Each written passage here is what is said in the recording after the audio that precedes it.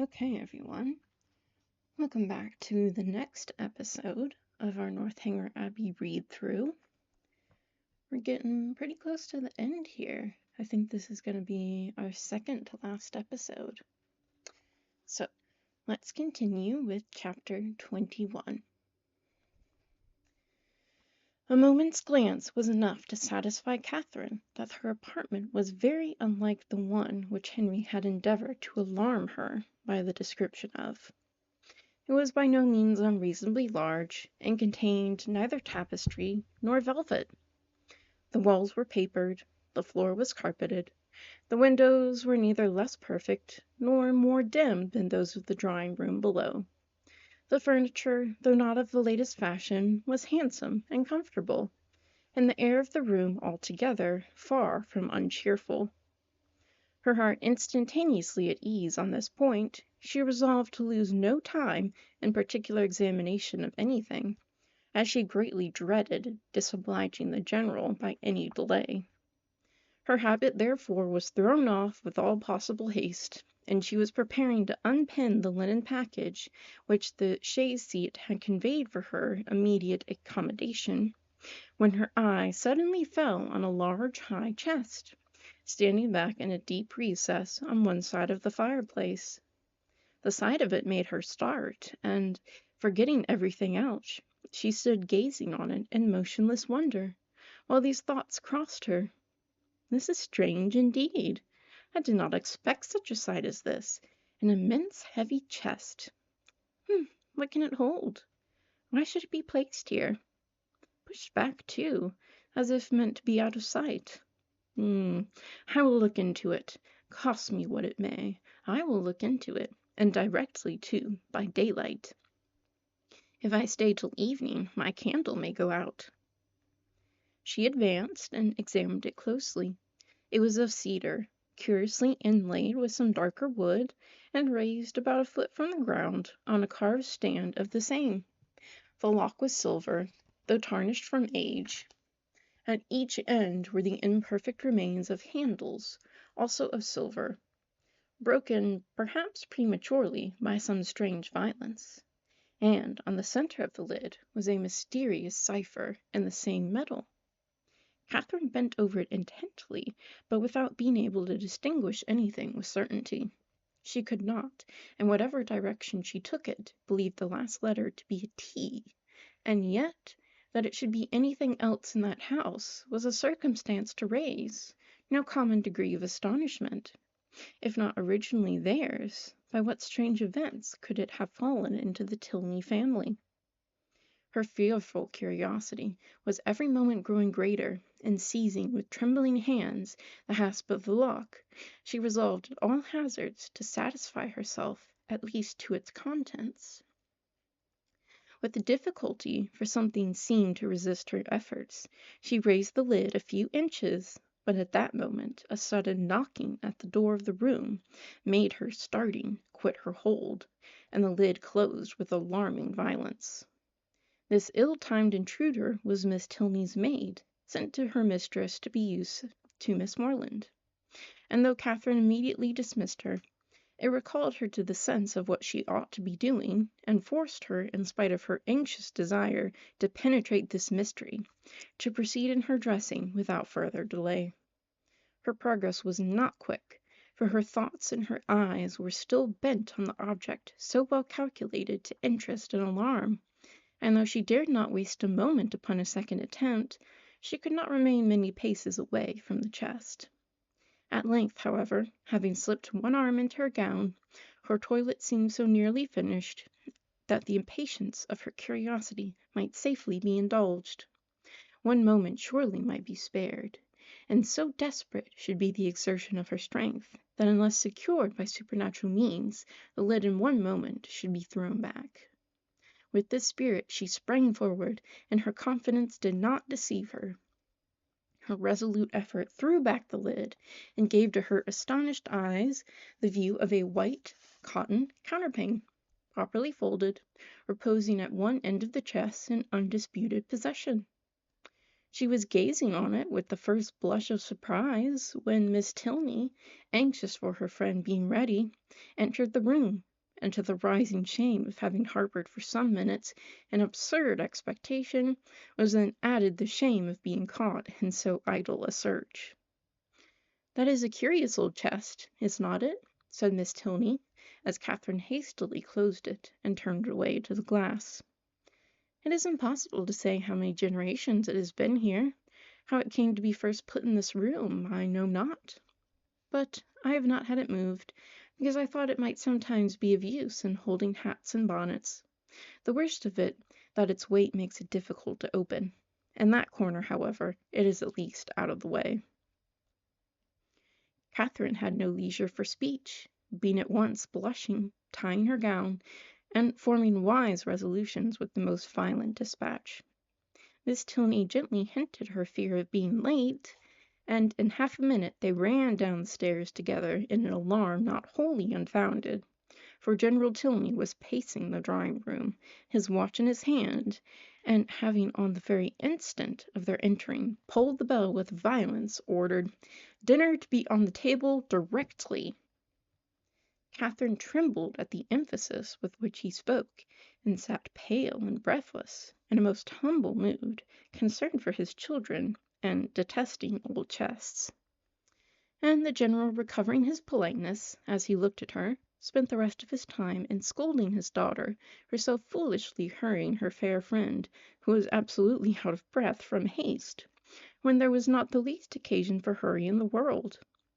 But Catherine could not at all get over the double distress of having involved her friend in a lecture, and been a great simpleton herself, till they were happily seated at the dinner-table, when the General's complacent smiles, and a good appetite of her own, restored her to peace.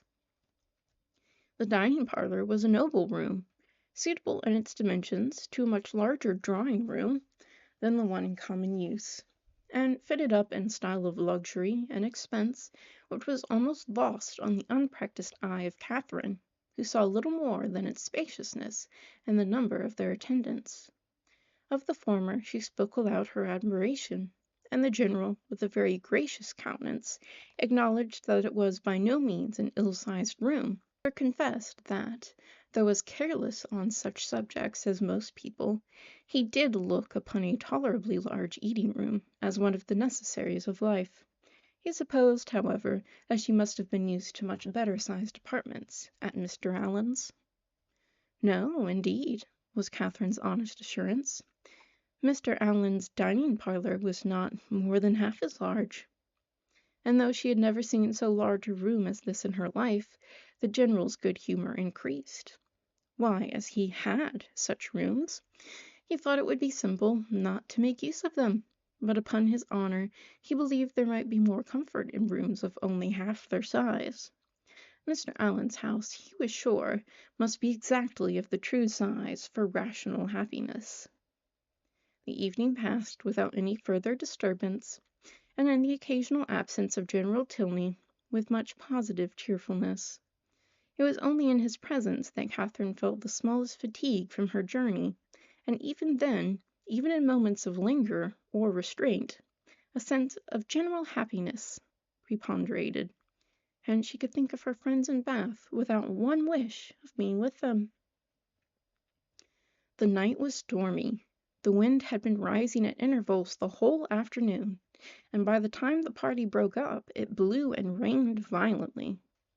Catherine, as she crossed the hall, listened to the tempest with sensations of awe, and when she heard it rage round a corner of the ancient building, and close with sudden fury a distant door, felt for the first time that she was really in an abbey.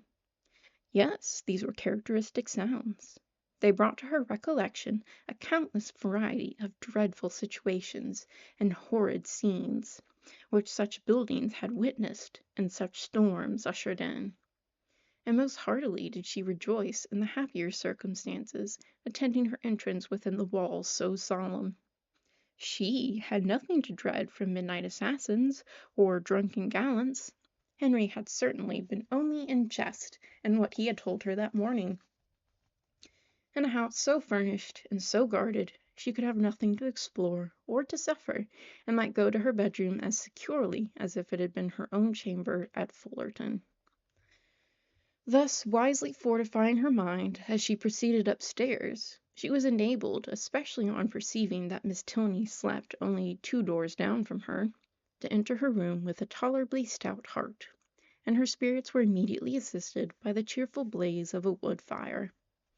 "How much better is this," said she, as she walked to the fender, "how much better to find a fire ready lit than have to wait shivering in the cold till all the family are in bed, as so many poor girls have been obliged to do, and then to have a faithful old servant frightening one by coming in with a bundle of sticks. How glad I am that Northanger is what it is. If it had been like some other places, I do not know that in such a night as this I could have answered for my courage. But now, to be sure, there is nothing to alarm one." She looked round the room. The window curtains seemed in motion. It could be nothing but the violence of the wind penetrating through the divisions of the shutters, and she stepped boldly forward, carelessly humming a tune to assure herself of its being so, peeped courageously behind each curtain, saw nothing on either low window seat to scare her, and on placing a hand against the shutter, felt the strongest conviction of the wind's force. A glance at the old chest, as she turned away from this examination, was not without its use. She scorned the causeless fears of an idle fancy, and began with the most happy indifference to prepare herself for bed. She should take her time. She should not hurry herself. She did not care if she were the last person up in the house. But she would not make up her fire. That would seem cowardly, as if she wished for the protection of light after she were in bed. The fire, therefore, died away, and Catherine, having spent the best part of an hour in her arrangements, was beginning to think of stepping into bed, when, on giving a parting glance round the room, she was struck by the appearance of a high, old-fashioned black cabinet, which, though in a situation conspicuous enough, had never caught her notice before. Henry's words, his description of the ebony cabinet, which was to escape her observation at first, immediately rushed across her, and though there could be nothing really in it, there was something whimsical. It was certainly a very remarkable coincidence. She took her candle and looked closely at the cabinet. It was absolutely not ebony and gold, but it was Japan, black and yellow Japan, of the handsomest kind, and as she held her candle, the yellow had very much the effect of gold. The key was in the door, and she had a strange fancy to look into it, not, however, with the smallest expectation of finding anything, but it was so very odd after what Henry had said. In short, she could not sleep till she had examined it. So placing the candle with great caution on a chair, she seized the key with a very tremulous hand, and tried to turn it, but it resisted her utmost strength. Alarmed, but not discouraged, she tried it another way. A bolt flew, and she believed herself successful. But how strangely mysterious! The door was still immovable. She paused a moment in breathless wonder. The wind roared down the chimney, the rain beat in torrents against the windows, and everything seemed to speak the awfulness of her situation. To retire to bed, however unsatisfied on such a point, would be vain, since sleep must be impossible with the consciousness of a cabinet so mysteriously closed in her immediate vicinity. Again, therefore, she applied herself to the key, and after moving it in every possible way for some instants with the determined celerity of hope's last effort, the door suddenly yielded to her hand. Her heart leapt with exultation at such a victory, and having thrown open each folding door, the second being secured only by bolts of less wonderful construction than the lock, though in her eye could not discern anything unusual, a double range of small drawers appeared in view, with some larger drawers above and below them, and in the center a small door, closed also with lock and key, secured all in the probability a cavity of importance. Catherine's heart beat quick, but her courage did not fail her. With a cheek flushed by hope and an eye straining with curiosity, her fingers grasped the handle of a drawer and drew it forth. it was entirely empty. With less alarm and greater eagerness, she seized a second, a third, a fourth. Each was equally empty. Not one was left unsearched, and in not one was anything found. Well read in the art of concealing a treasure, the possibility of false linings to the drawers did not escape her, and she felt round each with anxious acuteness in vain. The place in the middle alone remained now unexplored, and though she had never from the first had the smallest idea of finding anything in any part of the cabinet, was not in the least disappointed at her ill success thus far. It would be foolish not to examine it thoroughly while she was about it. It was some time, however, before she could unfasten the door, the same difficulty occurring in the management of this inner lock as of the outer. But at length it did open, and not vain, as hitherto was her search. Her quick eyes directly fell on a roll of paper, pushed back into the furthest part of the cavity, apparently for concealment, and her feelings at that moment were indescribable. Her heart fluttered, her knees trembled, and her cheeks grew pale. She seized with an unsteady hand the precious manuscript, for half a glance sufficed to ascertain written characters, and while she acknowledged with awful sensations the striking exemplification of what Henry had foretold, resolved instantly to peruse every line before she attempted to rest. The dimness of the light her candle emitted made her turn to it with alarm, but there was no danger of its sudden extinction. It had some hours yet to burn, and that she might not have any greater difficulty in distinguishing the writing than what its ancient date might occasion, she hastily snuffed it. Alas! it was snuffed and extinguished in one. A lamp could not have expired with more awful effect. Catherine, for a few moments, was motionless with horror. It was done completely. Not a remnant of light in the wick could give hope to the rekindling breath. Darkness, impenetrable and immovable, filled the room. A violent gust of wind, rising with sudden fury, added fresh horror to the moment. Catherine trembled from head to toe, and the pause which succeeded, a sound like receding footsteps and the closing of a distant door, struck on her frightened ear. Human nature could support no more. A cold sweat stood on her forehead. The manuscript fell from her hand, and groping her way to the bed, she jumped hastily in, and sought some suspension of agony by creeping far underneath the clothes. To close her eyes and sleep that night she felt must be entirely out of the question. With a curiosity so justly awakened, and feelings in every way so agitated, repose must be absolutely impossible. The storm, too abroad, so dreadful! She had not been used to feeling alarm from the wind, but now every blast seemed fraught with awful intelligence. The manuscript, so wonderfully found, so wonderfully accomplishing the morning's prediction, how was it to be accounted for? What could it contain? To whom could it relate? By what means could it have been so long concealed? And how singularly strange that it should fall to her lot to discover it. Till she had made herself mistress of its contents, however, she could have neither repose nor comfort, and with the sun's first rays she was determined to peruse it. But many were the tedious hours which must yet intervene. She shuddered, tossed about in her bed, and envied every quiet sleeper. The storm still raged, and various were the noises, more terrific even than the wind, which struck at intervals on her startled ear.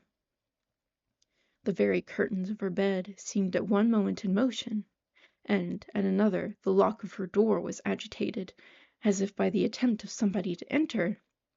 Hollow murmurs seemed to creep along the gallery, and more than once her blood was chilled by the sound of distant moans. Hour after hour passed away, and the wearied Catherine had heard 3 proclaimed by all the clocks in the house before the tempest subsided, or she unknowingly fell fast asleep. Chapter 22. The housemaids folding back her window shutters at 8 o'clock the next day was the sound which first roused Catherine, and she opened her eyes, wondering that they ever could have been closed on objects of cheerfulness. Her fire was already burning, and a bright morning had succeeded the tempest of the night. Instantaneously, with the consciousness of existence, returned her recollection of the manuscript, and springing from the bed in the very moment of the maid's going away, she eagerly collected every scattered sheet which had burst from the roll on its falling to the ground, and flew back to enjoy the luxury of their perusal on her pillow. She now plainly saw that she must not expect a manuscript of equal length with the generality of what she had shuddered over in books, for the roll, seeming to consist entirely of small, disjointed sheets, was altogether but of trifling size, and much less than she had supposed it to be at first. Her greedy eye glanced rapidly over a page. She started at its import. Could it be possible, or did her senses play her false? An inventory of linen in coarse and modern characters seemed all that was before her. If the evidence of sight might be trusted, she held a washing bill in her hand. She seized another sheet, and saw the same articles with little variation. A third, a fourth, and a fifth presented nothing new. Shirts, stockings, cravats, and waistcoats faced her in each. Two others, penned by the same hand, marked an expenditure scarcely more interesting, in letters, hair powders, shoestring, and breeches ball.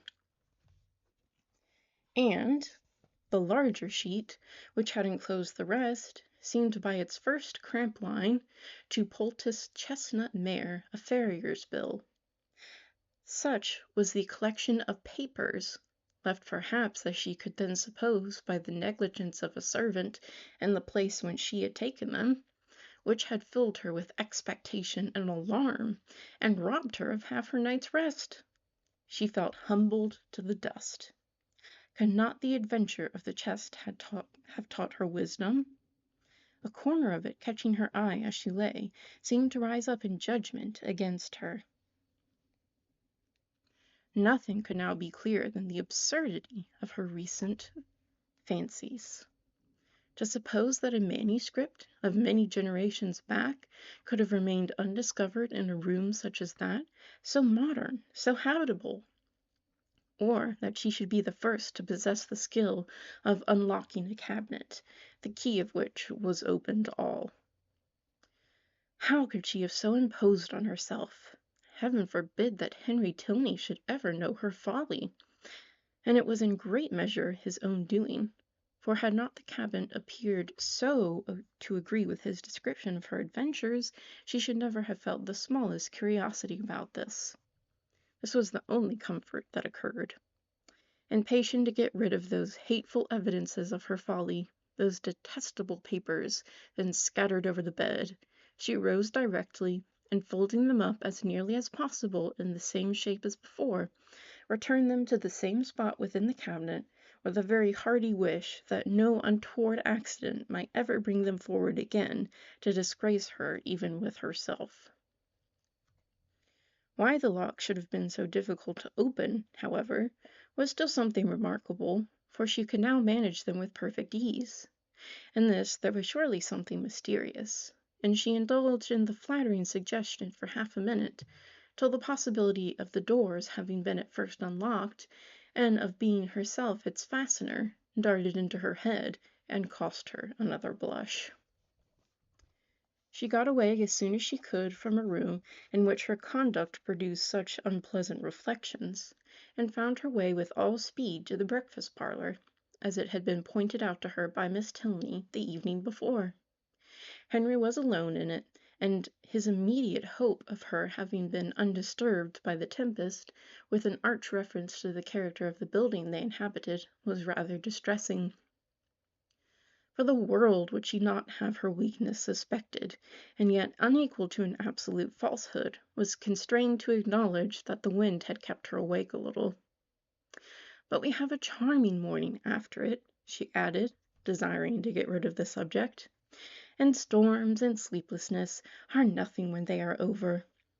Oh, what beautiful hyacinths! I have just learnt to love a hyacinth. And how might you learn? By accident or argument? Your sister taught me. I cannot tell how. Mrs. Allen used to take pains year after year to make me like them, but I never could till I saw them the other day in Milsom Street.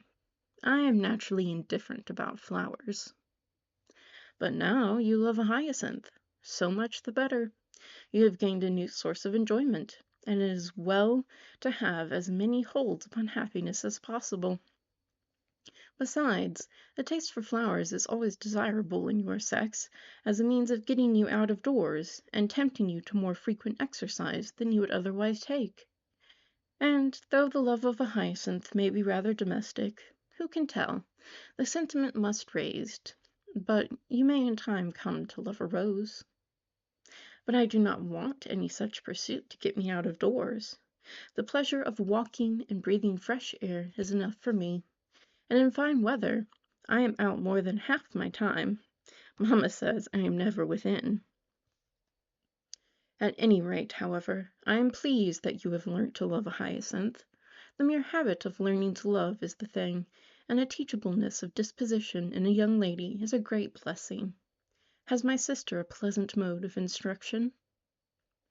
Catherine was saved the embarrassment of attempting an answer by the entrance of the general, whose smiling compliments announced a happy state of mind, but whose gentle hint of sympathetic early rising did not advance her composure. The elegance of the breakfast set forced itself on Catherine's notice when they were seated at the table, and luckily it had been the general's choice. He was enchanted by her approbation of his taste, confessed it to be neat and simple, thought it right to encourage the manufacture of his country, and for his part, to his uncritical palate, the tea was well flavored from the clay of Staffordshire as that of from Dresden or Sevres. But this was quite an old set, purchased 2 years ago. The manufactured was much improved since that time. He had seen some beautiful specimens when last in town, and had he not been perfectly without vanity of that kind, might have been tempted to order a new set. He trusted, however, that an opportunity might ere long occur of selecting one, though not for himself. Catherine was probably the only one of the party who did not understand him. Shortly after breakfast, Henry left them for Woodston, where business required, and would keep him 2 or 3 days. They all attended in the hall to see him mount his horse, and immediately on re-entering the breakfast room, Catherine walked to a window in the hopes of catching another glimpse of his figure.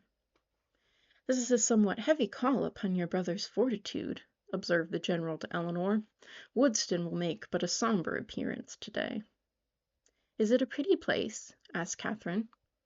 "What say you, Eleanor? Speak your opinion, for ladies can best tell the taste of ladies in regard to places as well as men. I think it would be acknowledged by the most impartial eye to have many recommendations. The house stands among fine meadows facing the southeast, with an excellent kitchen garden in the same aspect. The walls surrounding, which I built and stocked myself about 10 years ago, for the benefit of my son. It is a family living, Miss Morland, and the property in place being chiefly my own, you may believe I take care that it shall not be a bad one." Did Henry's income depend solely on the living, he would not be ill provided for. Perhaps it may seem odd that with only 2 younger children I should think any profession necessary for him, and certainly there are moments when we could all wish him disengaged from every tie of business. But though I may not exactly make converts of you young ladies, I am sure your father, Miss Morland, would agree with me in thinking it expedient to give every young man some employment. The money is nothing, it is not an object, but employment is the thing. Even Frederick, my eldest son, you see, who will perhaps inherit as considerable landed property as any private man in the country, has his profession. The imposing effect of this last argument was equal to his wishes. The silence of the lady proved it to be unanswerable. Something had been said the evening before of her being shewn over the house, and he now offered himself as her conductor. And though Catherine had hoped to explore it accompanied only by his daughter, it was a proposal of too much happiness in itself, under any circumstances, not to be gladly accepted. For she had already been 18 hours in the Abbey, and had seen only a few of its rooms. The netting box, just leisurely drawn forth, was closed with joyful haste, and she was ready to attend him in a moment. And when they had gone over the house, he promised himself moreover the pleasure of accompanying her into the shrubberies and garden. She curtsied her acquiescence. But perhaps it might be more agreeable to her to make those her first object. The weather was at present favorable, and at this time of year the uncertainty was very great of its continuing so. Which would she prefer? He was equally at her service. Which did his daughter think would most accord with her fair friend's wishes? But he thought he could discern. Yes, he certainly read in Miss Morland's eyes a judicious desire of making use of the present smiling weather. But when did she judge amiss? The Abbey would always be safe and dry. He yielded implicitly, and would fetch his hat and attend them in a moment. He left the room, and Catherine, with a disappointed, anxious face, began to speak of her unwillingness that he should be taking them out of doors against his own inclination, under a mistaken idea of pleasing her. But she was stopped by Miss Tilney saying, with a little confusion, "I believe it will be wisest to take the morning while it is so fine.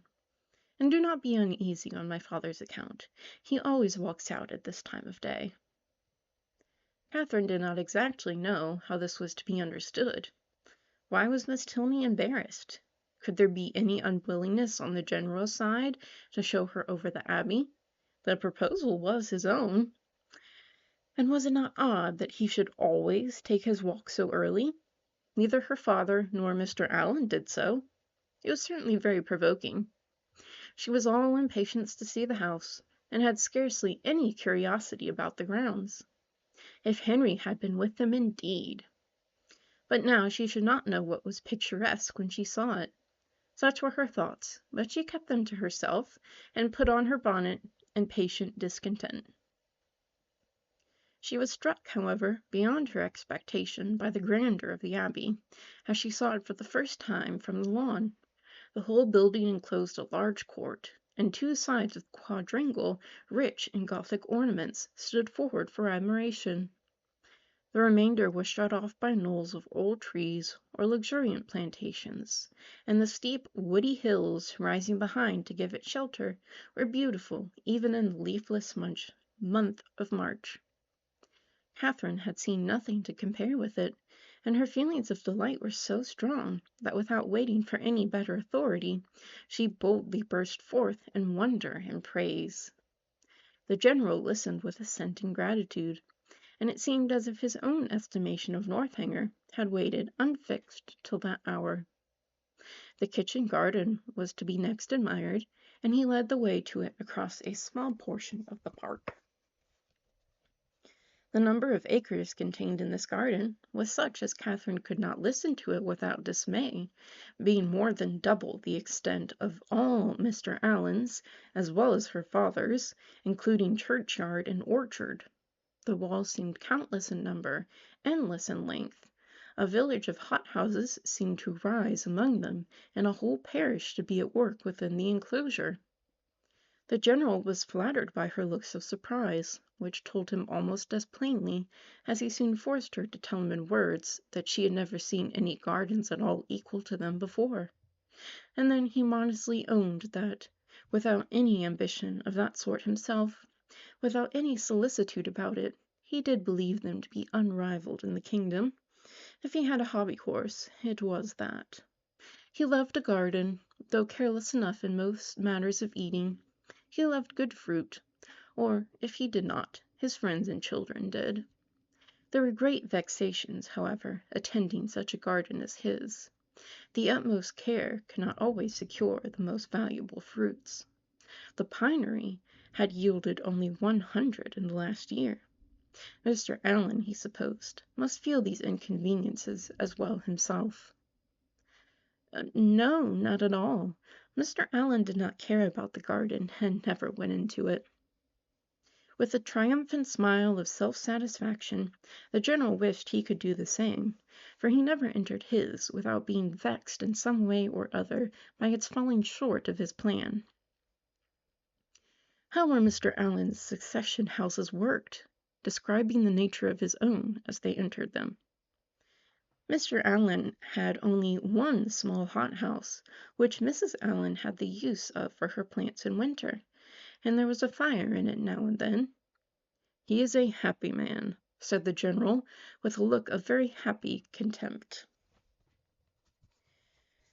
Having taken her into every division, and led her under every wall, till she was heartily weary of seeing and wondering, he suffered the girls at last to seize the advantage of an outer door, and then expressing his wish to examine the effect of some recent alterations about the tea-house, proposed it as no unpleasant extension of their walk, if Miss Moreland were not tired. "But where are you going, Eleanor? Why do you choose that cold, damp path to it? Miss Moreland will get wet. Our best way is across the park." "This is so favorite a walk of mine," said Miss Tilney, "that I always think it the best and nearest way. But perhaps it may be damp." It was a narrow, winding path through a thick grove of old Scotch firs, and Catherine, struck by its gloomy aspect, and eager to enter it, could not, even by the general's disapprobation, be kept from stepping forward. He perceived her inclination, and having again urged the plea of health in vain, was too polite to make further opposition. He excused himself, however, from attending them. The rays of the sun were not too cheerful for him, and he would meet them by another course. He turned away, and Catherine was shocked to find how much her spirits were relieved by the separation. The shock, however, being less real than the relief, offered it no injury, and she began to talk with an easy gaiety of the delightful melancholy which such a grove inspired. "I am particularly fond of this spot," said her companion with a sigh. "It was my mother's favorite walk." Catherine had never heard Mrs. Tilney mentioned in the family before, and the interest excited by this tender remembrance shewed itself directly in her altered countenance, and in the attentive pause with which she waited for something more. "I used to walk here so often with her," added Eleanor, "though I never loved it then as I have loved it since. At that time, indeed, I used to wonder at her choice, but her memory endears it now." And ought it not, reflected Catherine, to endear it to her husband? Yet the general would not enter it. Miss Tilney continuing silent, she ventured to say, "Her death must have been a great affliction." "A great and increasing one," replied the other in a low voice. "I was only 13 when it happened, and though I felt my loss perhaps as strongly as one so young could feel it, I could not then know what a loss it was." She stopped for a moment, and then added with great firmness, "I have no sister, you know, and though my brothers are very affectionate, and Henry is a great deal here, which I am most thankful for, it is impossible for me not to be often solitary." "To be sure, you must miss him very much." "A mother would have been always present. A mother would have been a constant friend. Her influence would have been beyond all other." "Was she a very charming woman? Was she handsome? Was there any picture of her in the Abbey? And why had she been so partial to that grove? Was it from dejection of spirits?" were questions now eagerly poured forth. The first three received a ready affirmative. The two others were passed by, and Catherine's interest in the deceased Mrs. Tilney augmented with every question, whether answered or not. Of her unhappiness in marriage she felt persuaded. The general certainly had been an unkind husband. He did not love her walk. Could he, therefore, have loved her? And besides, handsome as he was, there was something in the turn of his features which spoke of his not having behaved well to her. "Her picture, I suppose. blushing at the consummate art of her own question, hangs in your father's room? No, it was intended for the drawing room, but my father was dissatisfied with the painting, and for some time it had no place. Soon after her death I obtained it for my own, and hung it in my bedchamber, where I shall be happy to shew it to you. It is very like. Here was another proof. A portrait, very like, of a departed wife not valued by her husband. He must have been dreadfully cruel to her. Catherine attempted no longer to hide from herself the nature of the feelings which, in spite of all his attentions, he had previously excited, and what had been terror and dislike before was now absolute aversion. Yes, aversion. His cruelty to such a charming woman made him odious to her. She had often read of such characters, characters which Mr. Allen had been used to call unnatural and overdrawn, but here was proof positive to the contrary. She had just settled this point when the end of the path brought them directly upon the general, and in spite of all her virtuous indignation, she found herself again obliged to walk with him, listen to him, and even to smile when he smiled. Being no longer able, however, to receive pleasure from the surrounding objects, she soon began to walk with lassitude. The general perceived it, and with a concern for her health, which seemed to reproach her for her opinion of him, was most urgent for returning with his daughter to the house. He would follow them in a quarter of an hour. Again they parted, but Eleanor was called back in half a minute to receive a strict charge against taking her friend round the Abbey till his return. This second instance of his anxiety to delay what she so much wished for struck Catherine as very remarkable. Chapter 23. An hour passed away before the general came in, spent on the part of his young guest in no very favorable consideration of his character. This lengthened absence, these solitary rambles, did not speak a mind at ease, or a conscience void of reproach. At length he appeared, and whatever might have been the gloom of his meditations, he could still smile with them. Miss Tilney, understanding in part her friend's curiosity to see the house, soon revived the subject, and her father being, contrary to Catherine's expectations, unprovided with any pretence for further delay, beyond that of stopping 5 minutes to order refreshments to be in the room by their return, was at last ready to escort them. They set forward, and with a grandeur of air, a dignified step, which caught the eye, but could not shake the doubts of the well-read Catherine, he led the way across the hall, through the common drawing-room, and one useless antechamber, into a room magnificent both in size and furniture, the real drawing-room, used only with company of consequence. It was very noble, very grand, very charming, was all that Catherine had to say, for her indiscriminating eye scarcely discerned the color of the satin, and all minuteness of praise, all praise that had such meaning, was supplied by the general. The costliness or elegance of any room's fitting up could be nothing to her. She cared for no furniture of a more modern date than the 15th century. When the general had satisfied his own curiosity, and a close examination of every well-known ornament, they proceeded to the library, an apartment in its way of equal magnificence, exhibiting a collection of books on which a humble man might have looked with pride. Catherine heard, admired, and wondered with more genuine feeling than before, gathered all that she could from the storehouse of knowledge by running over the titles of half a shelf, and was ready to proceed. But suites of apartments did not spring up with her wishes. Large as was the building, she had already visited the greatest part, though on being told that, with the addition of the kitchen, the 6 or 7 rooms she had now seen surrounded 3 sides of the court, she could scarcely believe it, or overcome the suspicion of there being many chambers secreted.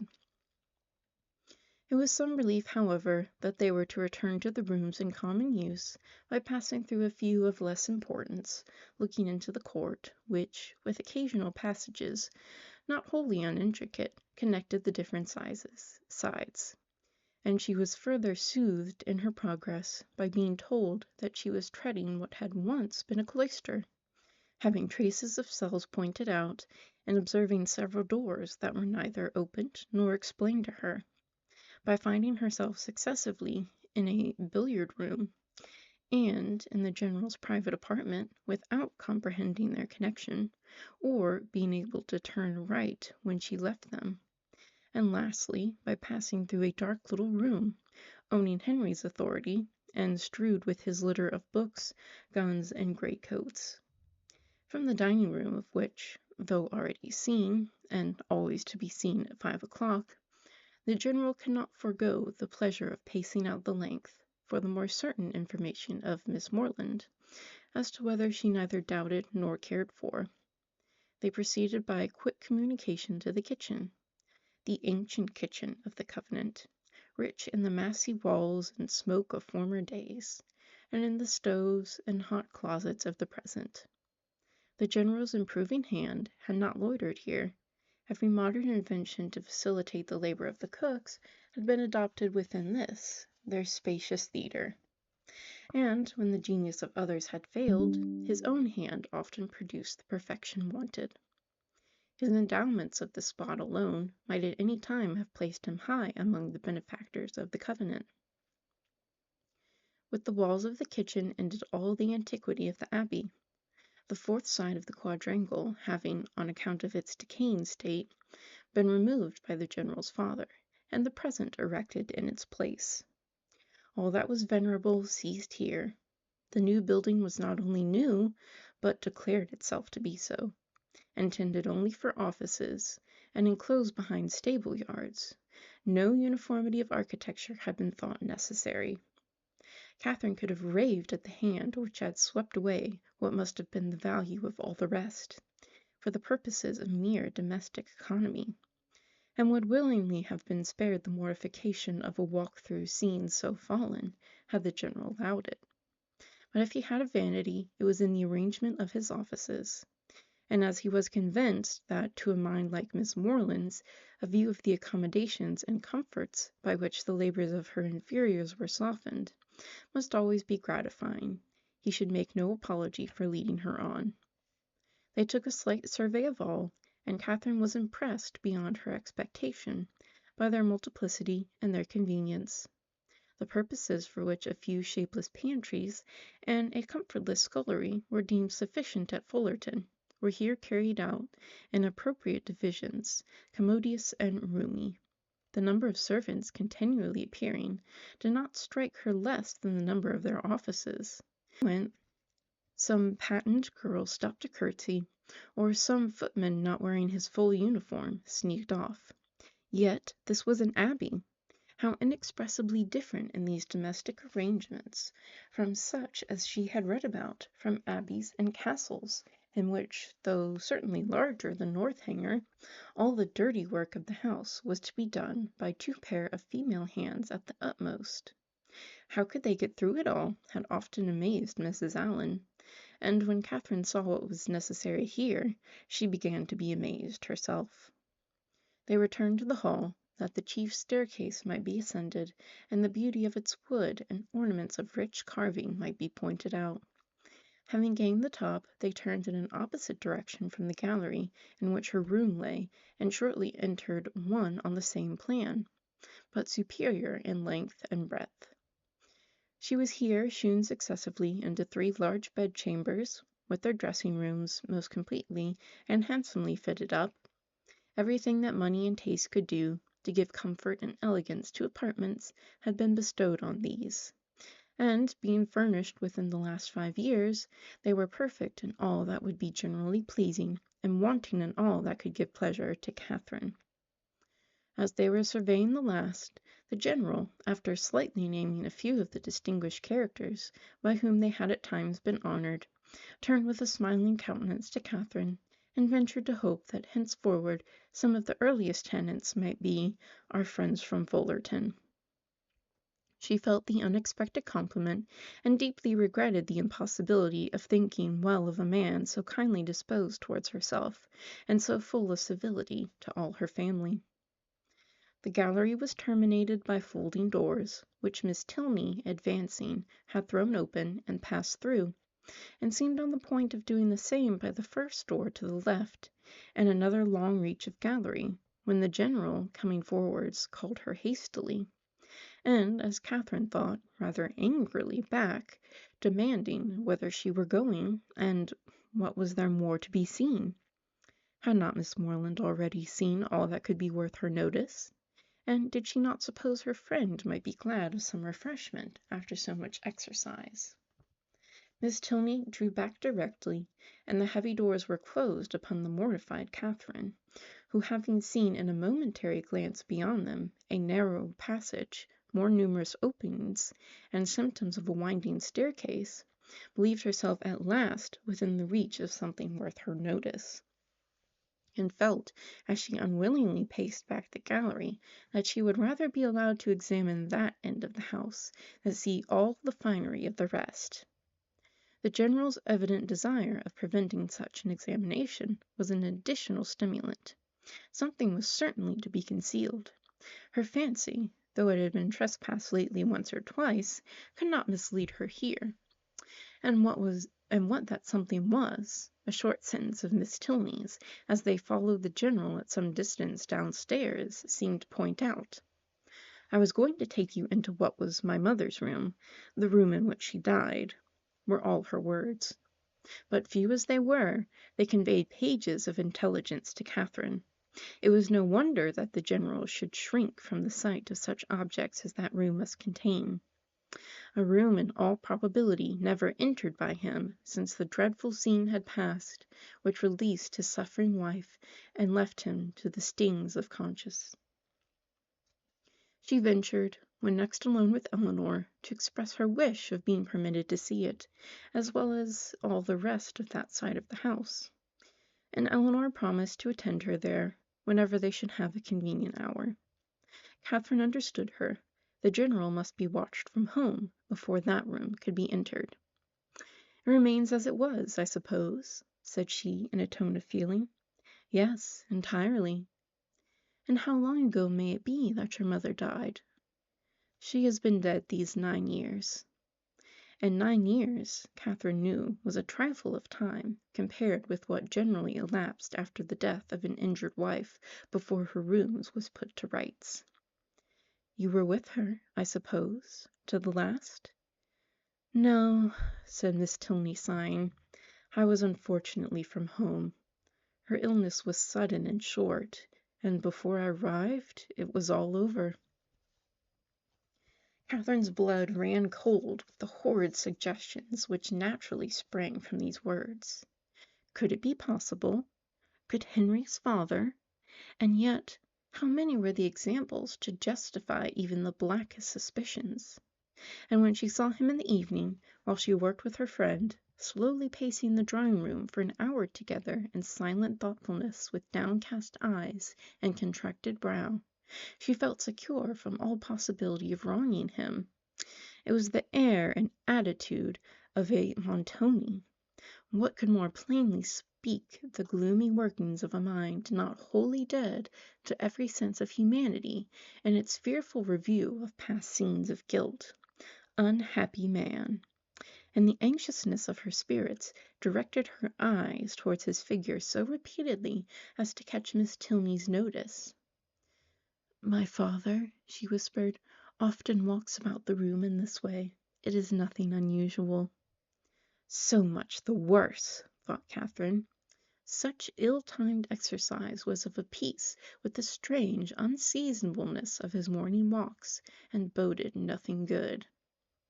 After an evening, the little variety and seeming length of which made her peculiarly sensible of Henry's importance among them, she was heartily glad to be dismissed, though it was a look from the General, not designed for her observation, which sent his daughter to the bell. When the butler would have lit his master's candle, however, he was forbidden. The latter was not going to retire. "I have many pamphlets to finish," said he to Catherine, before I can close my eyes, and perhaps may be poring over the affairs of the nation for hours after you are asleep. Can either of us be more meetly employed?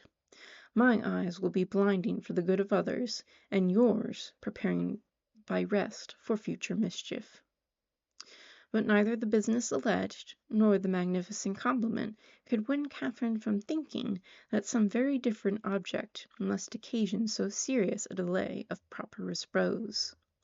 To be kept up for hours after the family were in bed by stupid pamphlets was not very likely. There must be some deeper cause. Something was to be done which could be done only while the household slept, and the probability that Mrs. Tilney yet lived, shut up for causes unknown, and receiving from the pitiless hands of her husband a nightly supply of coarse food, was the conclusion which necessarily followed.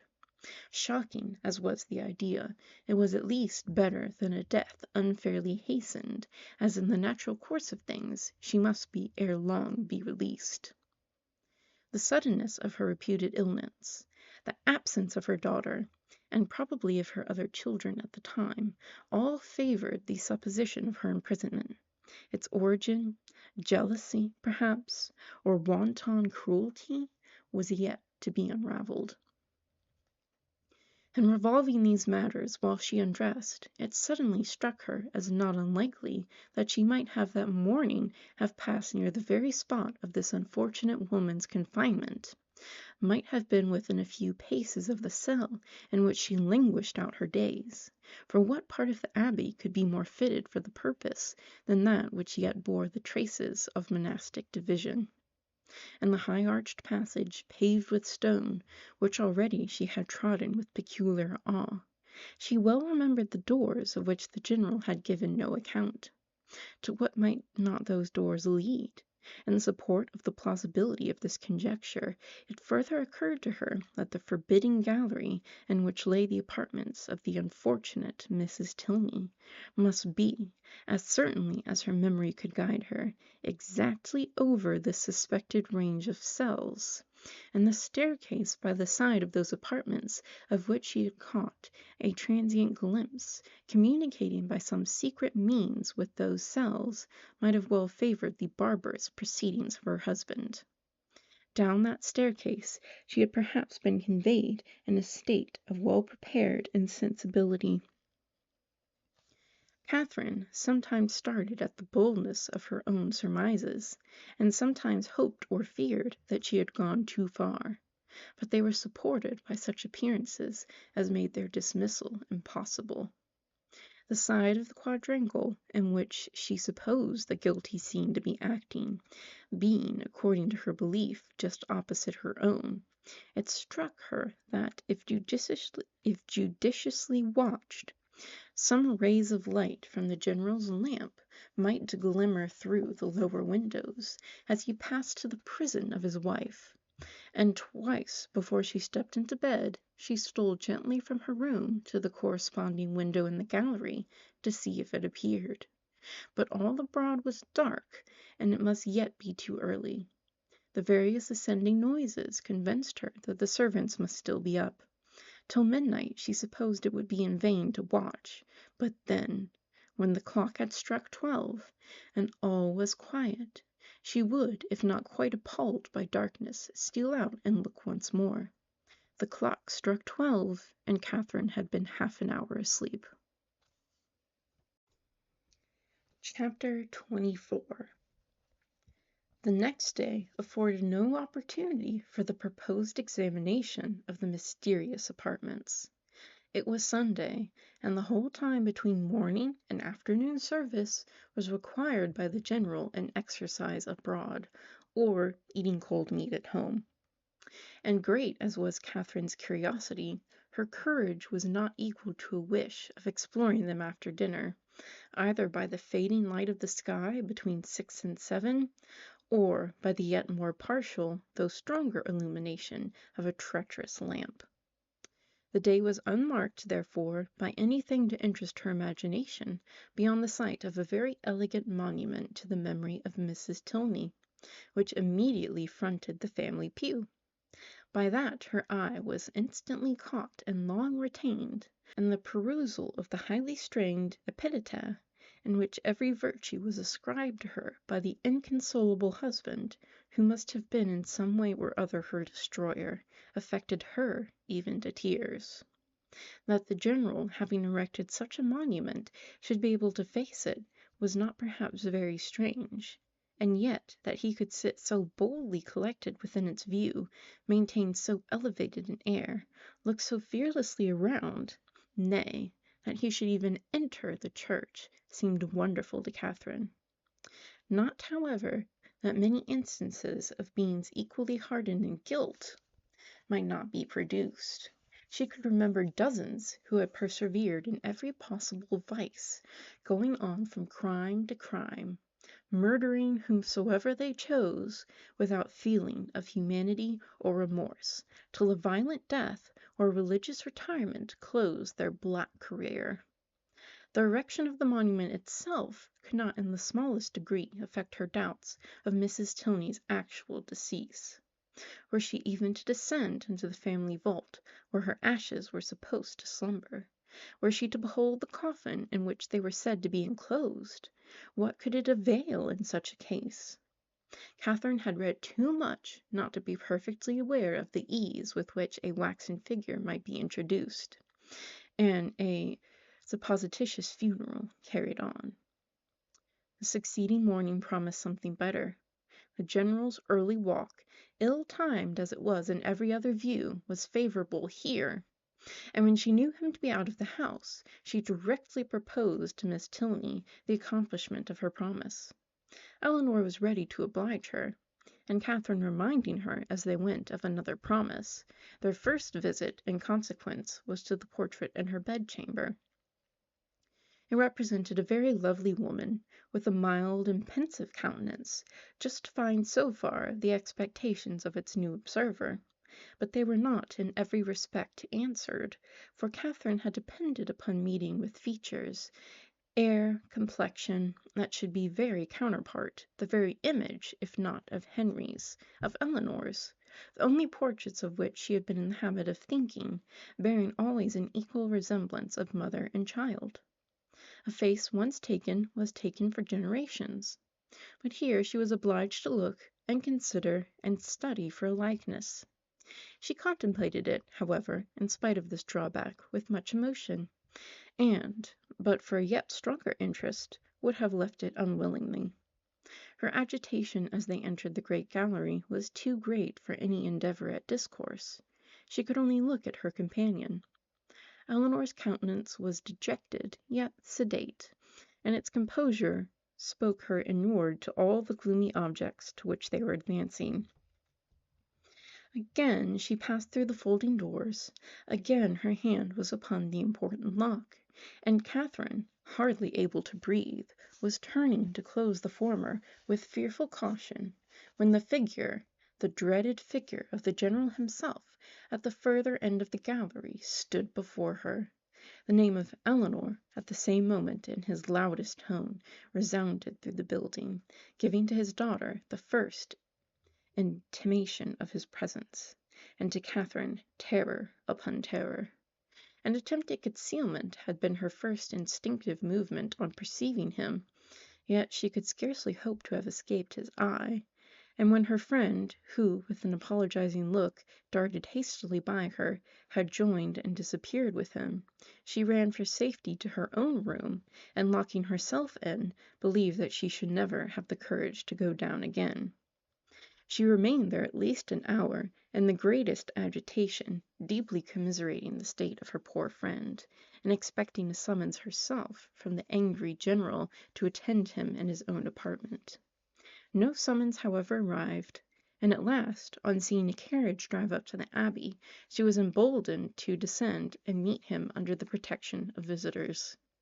The breakfast room was gay with company, and she was named to them by the general as the friend of his daughter, in a complimentary style which so well concealed his resentful ire as to make her feel secure, at least, of life for the present.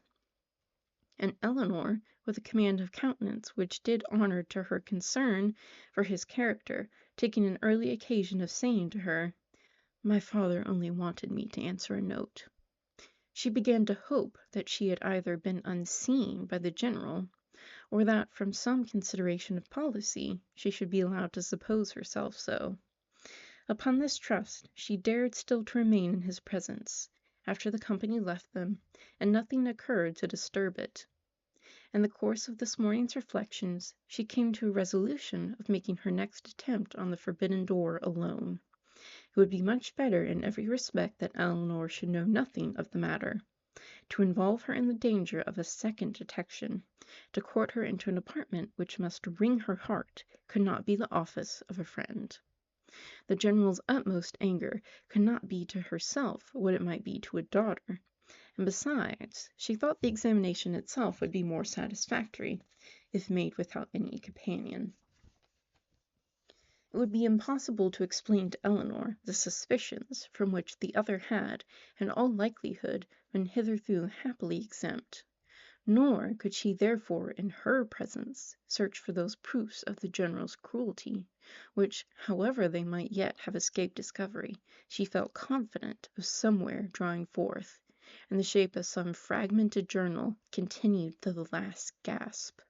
Of the way to the apartment she was now perfectly mistress, and, as she wished to get it over before Henry's return, who was expected on the morrow, there was no time to be lost. The day was bright, her courage high. At 4 o'clock the sun was now 2 hours above the horizon, and it would be only her retiring to dress half an hour earlier than usual. It was done, and Catherine found herself alone in the gallery before the clocks had ceased to strike. It was no time for thought. She hurried on, slipped with the least possible noise through the folding doors, and without stopping to look or breathe, rushed forward to the one in question. The lock yielded to her hand, and luckily with no sullen sound that could alarm a human being. On tiptoe she entered. The room was before her, but it was some minutes before she could advance another step.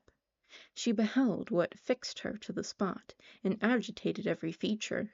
She saw a large, well-proportioned apartment, a handsome dimity bed, arranged as unoccupied with a housemaid's care, a bright bath stove, mahogany wardrobes, and neatly painted chairs, on which the warm beams of a western sun gaily poured through 2 sash windows.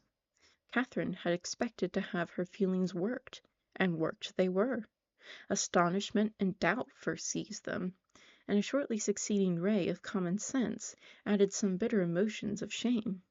She could not be mistaken as to the room, but how grossly mistaken in everything else. And Miss Tilney's meaning, and her own calculation. This apartment, to which she had been given a date so ancient, a position so awful, proved to be one end of what the general's father had built. There were 2 other doors in the chamber, leading probably into dressing closets, but she had no inclination to open either. Would the veil in which Miss Tilney had last walked, or the volume in which she had last read, remain to tell what nothing else was allowed to whisper? No. Whatever might have been the general's crimes, he had certainly too much wit to let them sue for detection. She was sick of exploring, and desired but to be safe in her own room, with her own heart only privy to its folly. And she was on the point of retreating as softly as she had entered, when the sound of footsteps, she could hardly tell where, made her pause and tremble. To be found there, even by a servant, would be unpleasant, but by the general much worse. She listened. The sound had ceased, and resolving not to lose a moment, she passed through and closed the door. At that instant a door underneath was hastily opened. Someone seemed with swift steps to ascend the stairs by the head of which she had yet to pass before she could gain the gallery. She had no power to move. With a fleen of terror not very definable, she fixed her eyes on the staircase, and in a few moments it gave Henry to her view. "Mr. Tilney!" she exclaimed, in a voice of more than common astonishment. He looked astonished too. Good God, she continued, not attending to his address. How came you here? How came you up that staircase? How came I up that staircase? He replied, greatly surprised. Because it is the nearest way from the stable yard to my own chamber. And why should I not come up it? Catherine recollected herself, blushed deeply, and could say no more. He seemed to be looking in her countenance for that explanation which her lips did not afford. She moved on towards the gallery. And may I not, in my turn, said he, as he pushed back the folding doors, ask how you came here? This passage is at least as extraordinary a road from the breakfast parlor to your apartment as that staircase can be from the stables to mine. I have been here, said Catherine, looking down, to see your mother's room. My mother's room? Is there anything extraordinary to be seen there? No, nothing at all. I thought you did not mean to come back till tomorrow.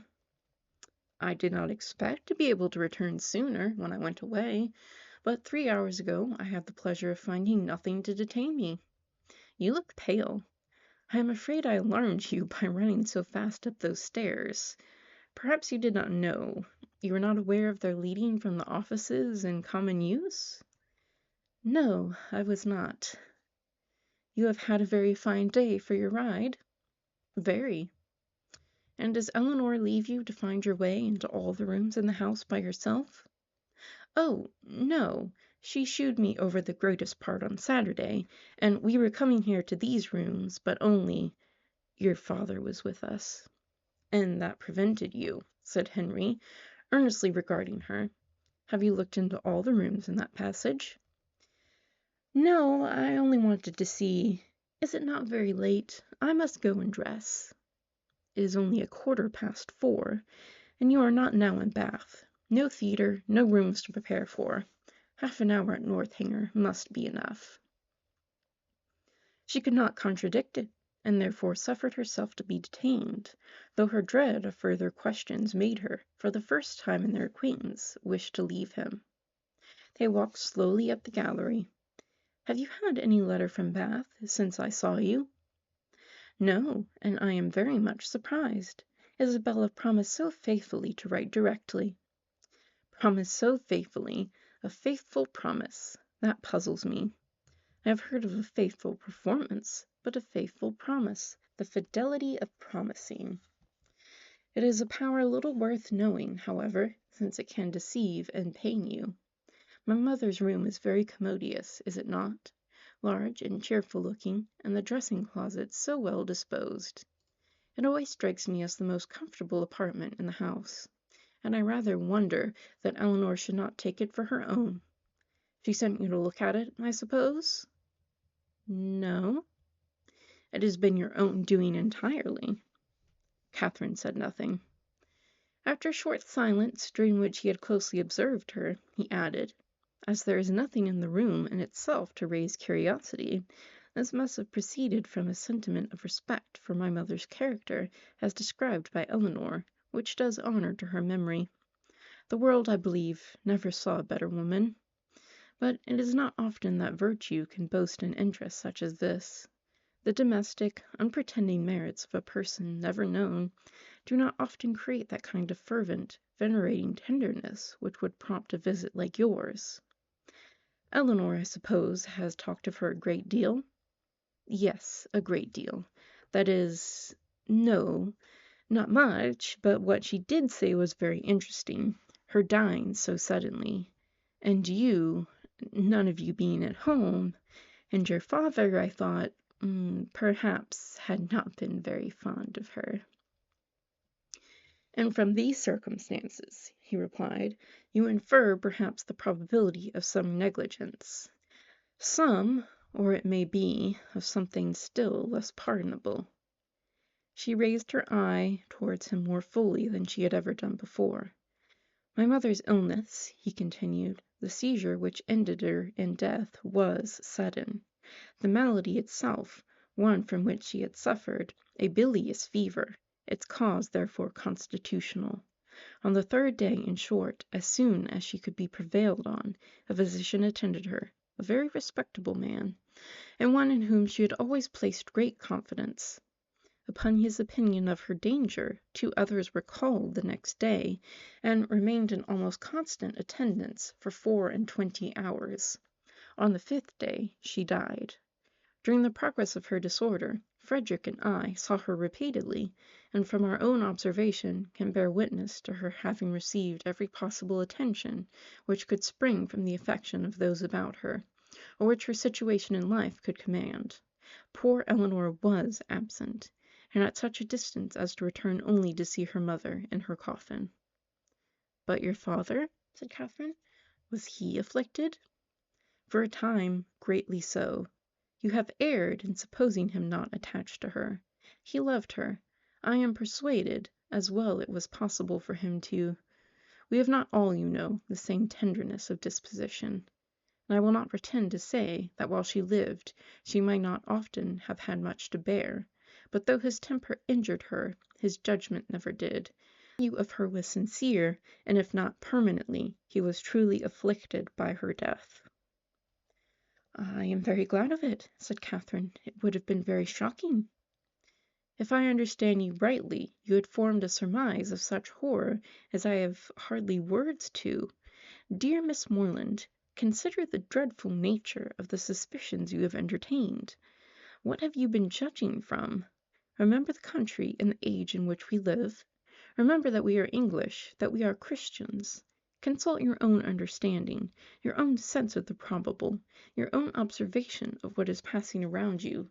Does our education prepare us for such atrocities? Do our laws connive at them? Could they be perpetrated without being known in a country like this, where social and literary intercourse is on such a footing, where every man is surrounded by a neighborhood of voluntary spies, and where roads and newspapers lay everything open? Dearest Miss Morland, what ideas have you been admitting?" They had reached the end of the gallery, and with tears of shame she ran off to her own room. Chapter 25. The visions of romance were over.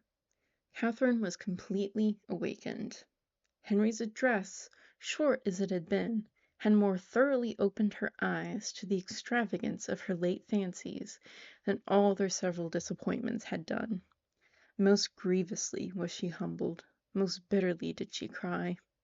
It was not only with herself that she was sunk, but with Henry. Her folly, which now seemed even criminal, was all exposed to him, and he must despise her forever. The liberty which her imagination had dared to take with the character of his father, could he ever forgive it? The absurdity of her curiosity and her fears, could they ever be forgotten? She hated herself more than she could express. He had, she thought he had, once or twice before this fatal morning, shewn something like affection for her.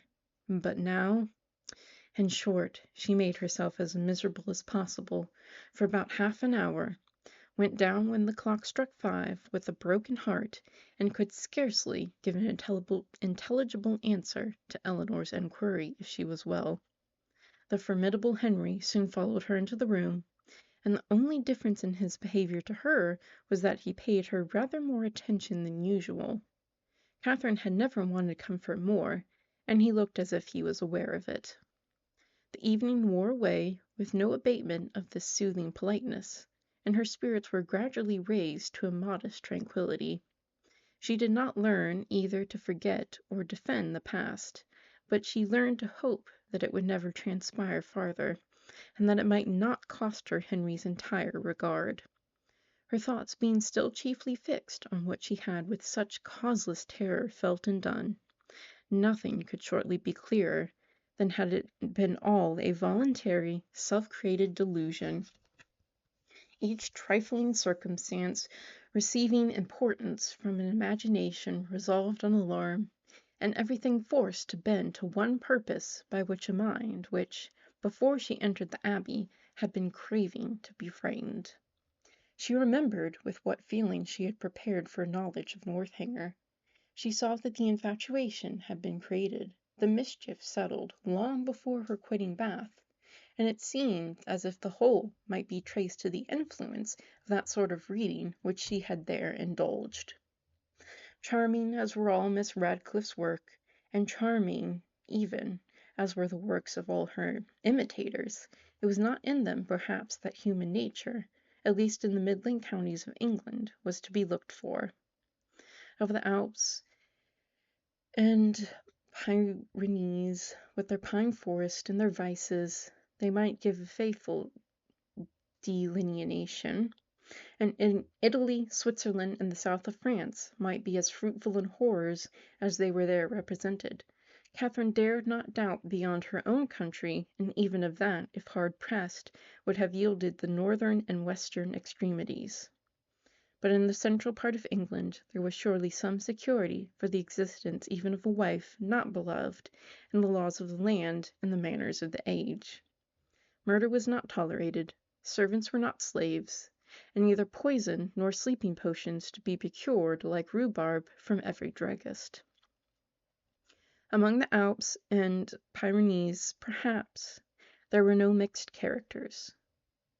There, such as were not as spotless as an angel might have been the dispositions of a fiend. But in England it was not so.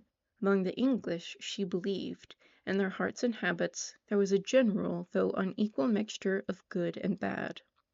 Upon this conviction she would not be surprised if even in Henry and Eleanor Tilney some slight imperfection might hereafter appear.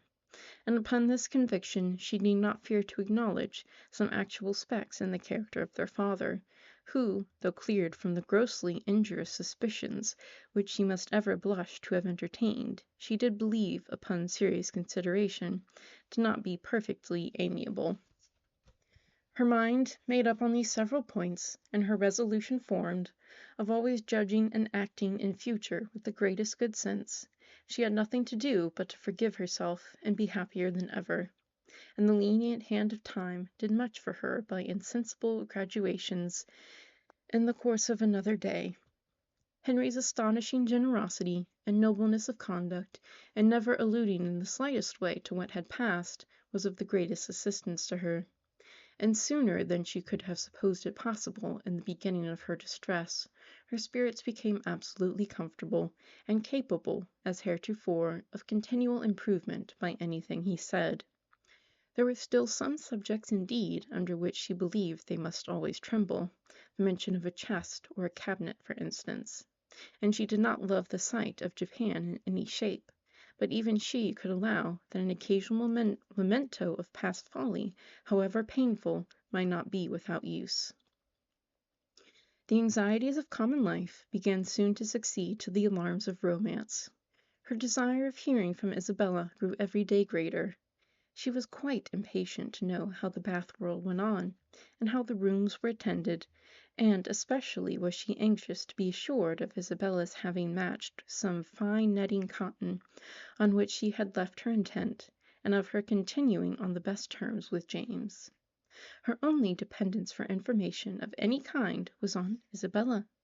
James had protested against writing to her till his return to Oxford, and Mrs. Allen had given her no hopes of a letter till she had got back to Fullerton.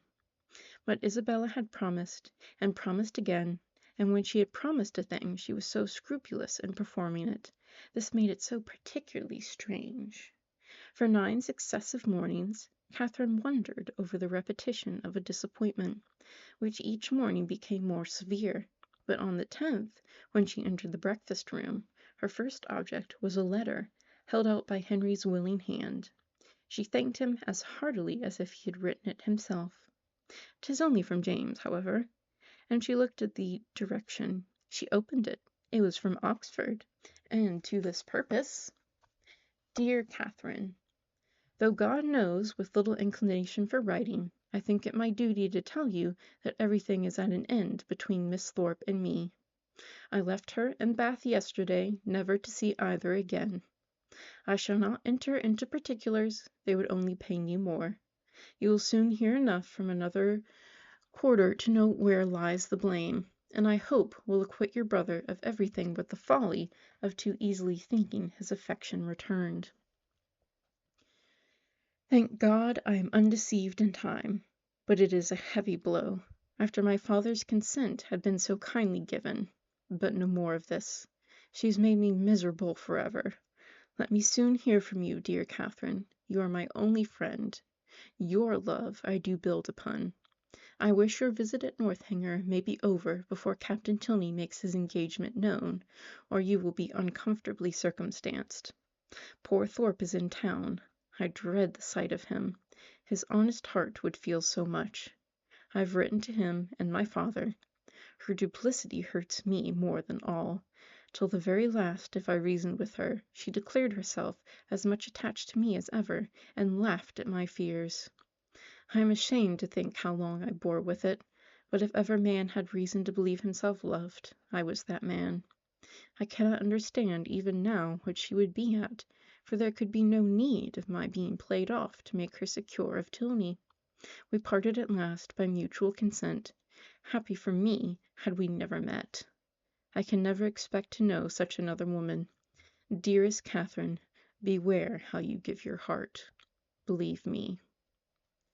Catherine had not read 3 lines before her sudden change of countenance and short exclamations of sorrowing wonder declared her to be receiving unpleasant news. And Henry, earnestly watching her through the whole letter, saw plainly that it ended no better than it began. He was prevented, however, from even looking his surprise by his father's entrance. They went to breakfast directly, but Catherine could hardly eat anything. Tears filled her eyes, and even ran down her cheeks as she sat. The letter was one moment in her hand, then in her lap, and then in her pocket, and she looked as if she knew not what she did. The general, between his cocoa and his newspaper, had luckily no leisure for noticing her, but to the other 2 her distress was equally visible. As soon as she dared leave the table, she hurried away to her own room, but the housemaids were busy in it, and she was obliged to come down again. She turned into the drawing-room for privacy, but Henry and Eleanor had likewise retreated thither, and were at that moment deep in consultation about her. She drew back, trying to beg their pardon, but was with gentle violence forced to return, and the others withdrew after Eleanor had affectionately expressed a wish of being of use of comfort to her. After half an hour's free indulgence of grief and reflection, Catherine felt equal to encountering her friends, but whether she should make her distress known to them was another consideration. Perhaps, particularly questioned, she might just give an idea, just distantly hint at it, but not more. To expose a friend, such a friend as Isabella had been to her, and then their own brother so closely concerned in it. She believed she must waive the subject altogether. Henry and Eleanor were by themselves in the breakfast-room, and each, as she entered it, looked at her anxiously.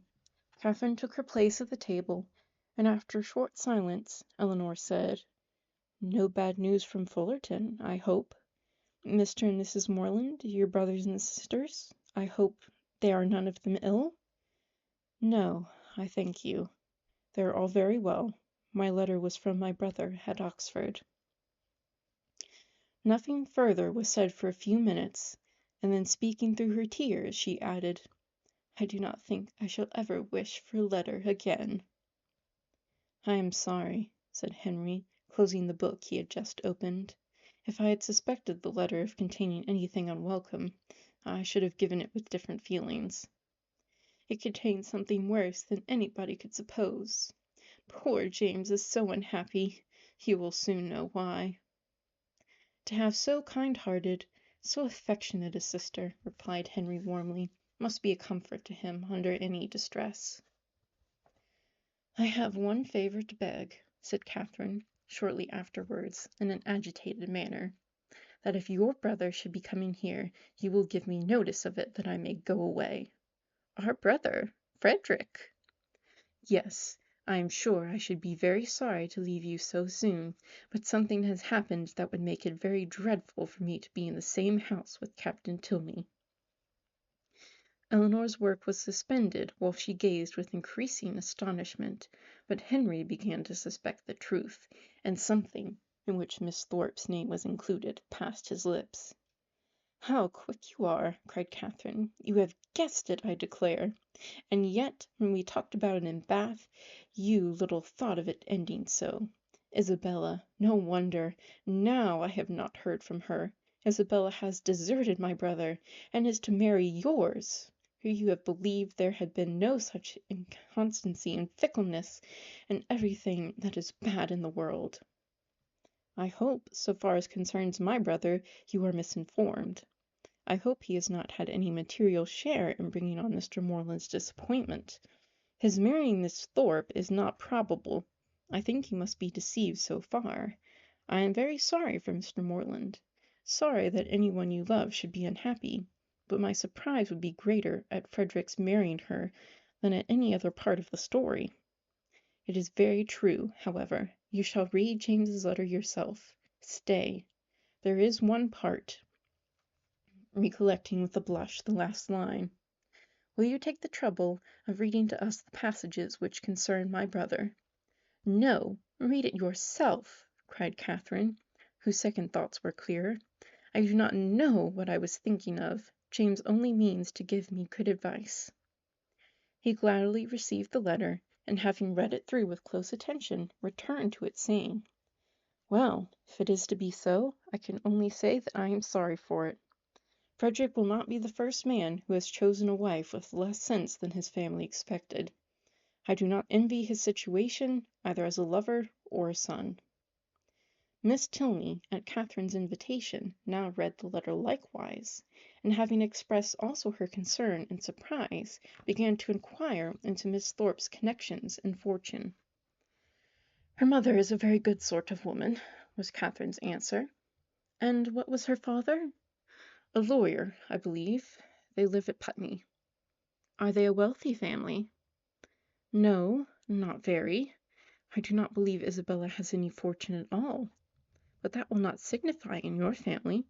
Your father is so very liberal. He told me the other day that he only valued money, as it allowed him to promote the happiness of his children. The brother and sister looked at each other. But, said Eleanor after a short pause, would it be to promote his happiness, to enable him to marry such a girl? She must be an unprincipled one, or she could not have used your brother so. And how strange an infatuation on Frederick's side! A girl who before his eyes is violating an engagement voluntarily entered into with another man. Is not it inconceivable, Henry? Frederick, too, who always wore his heart so proudly, who found no woman good enough to be loved. That is the most unpromising circumstance, the strongest presumption against him. When I think of his past declarations, I give him up. Moreover, I have too good an opinion of Miss Thorpe's prudence to suppose that she would part with one gentleman before the other was secured. It is all over with Frederick indeed. He is a deceased man, defunct in understanding. Prepare for your sister-in-law, Eleanor, and such a sister-in-law as you must delight in. Open, candid, artless, guileless, with affections strong but simple, forming no pretensions and knowing no disguise. Such a sister-in-law, Henry, I should delight in, said Eleanor with a smile. But perhaps, observed Catherine, though she has behaved so ill by our family, she may behave better by yours. Now she has really got the man she likes, and she may be constant. Indeed, I am afraid she will, replied Henry. I am afraid she will be very constant, unless a baronet should come in her way. That is Frederick's only chance. I will get the Bath paper and look over the arrivals. You think it is all for ambition, then? And upon my word, there are some things that seem very like it. I cannot forget that when she first knew what my father would do for them, she seemed quite disappointed that it was not more. I never was so deceived in anyone's character in my life before. Among all the great variety that you have known and studied, my own disappointment and loss in her is very great, but as for poor James, I suppose he will hardly ever recover it. Your brother is certainly very much to be pitied at present, but we must not, in our concern for his sufferings, undervalue yours. You feel, I suppose, that in losing Isabella, you lose half yourself. You feel a void in your heart which nothing else can occupy. Society is becoming irksome. And as for the amusements in which you were wont to share at Bath, the very idea of them without her is abhorrent. You would not, for instance, now go to a ball for the world. You feel that you have no longer any friend to whom you can speak with unreserve, on whose regard you can place dependence, on whose counsel in any difficulty you could rely on. You feel all this? No, said Catherine, after a few moments' reflection. I do not. Ought I? To say the truth, though I am hurt and grieved that I cannot still love her, that I am never to hear from her, and perhaps never see her again, I do not feel so very, very much afflicted as one would have thought. You feel, as you always do, what is most to the credit of human nature. Such feelings ought to be investigated, that they may know themselves. Catherine, by some chance or other, found her spirits so very much relieved by this conversation, that she could not regret her being led on, though so unaccountably, to mention the circumstance which had produced it.